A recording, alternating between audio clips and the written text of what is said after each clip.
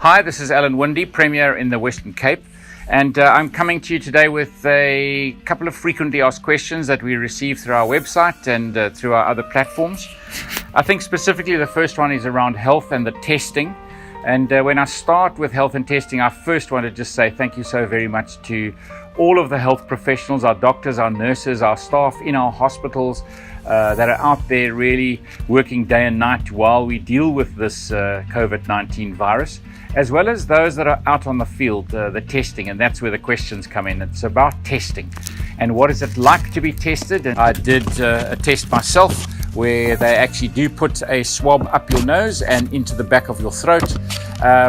Probably the one up the nose was the one that was more uncomfortable for me. But when I say uncomfortable, it's just because I've never had that kind of thing done to me before. It's not painful, it's quite quick, and that's about testing. But at the moment, the question is about how people are coming in to our various suburbs, our wards and our municipalities with screening and testing. Now, if we want to get ahead of this coronavirus curve, we've got to make sure that we're testing and screening, because that shows us not only people that are coming to our hospitals or our healthcare facilities, it shows us while we're out there testing if the virus is spreading and where it is spreading and how it is spreading. So please, we want you to be part of it. You will be notified when the testers are coming into your area, and they will all have their ID documents, they will all have registration, and a member of law enforcement or SAPS will join them in that visit. So please be part of making sure that we are getting ahead of this curve. I think another question, and specifically now that we're 2 weeks into the lockdown, is one of food security. And you would have seen as a government last weekend we procured, or what we did was we made another 53 million rand available for feeding.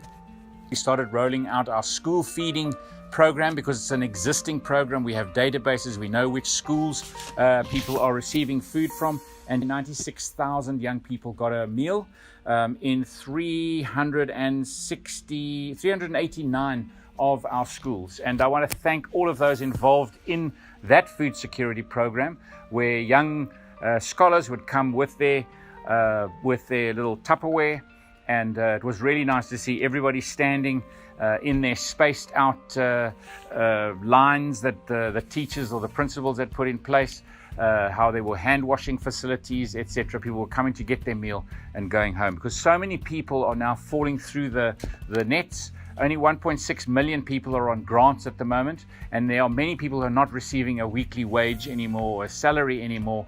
And so then we start to find food security is a big issue. Our social development department ramping up from 10 to 20,000 this week on different meals. We've got 50,000 food parcels going out. This is a food parcel for a family of 4. So that's another 100,000 meals.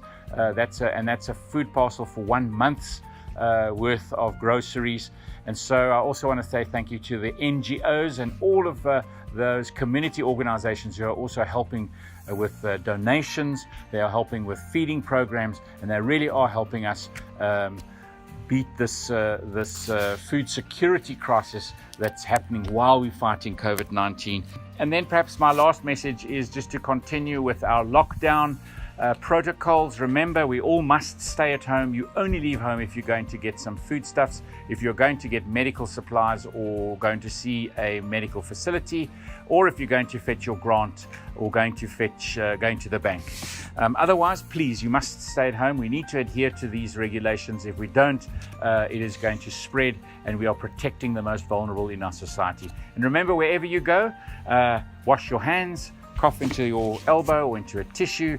Keep your spacing, your 1.5 meter spacing at all times. And if you're able to make a mask and wear one when you go out to the shops, when you go out to that spaza shop to go and fetch that loaf of bread that you need, please make sure that you put your mask on, because it also helps us flatten the curve and stop the spread. Thank you very much.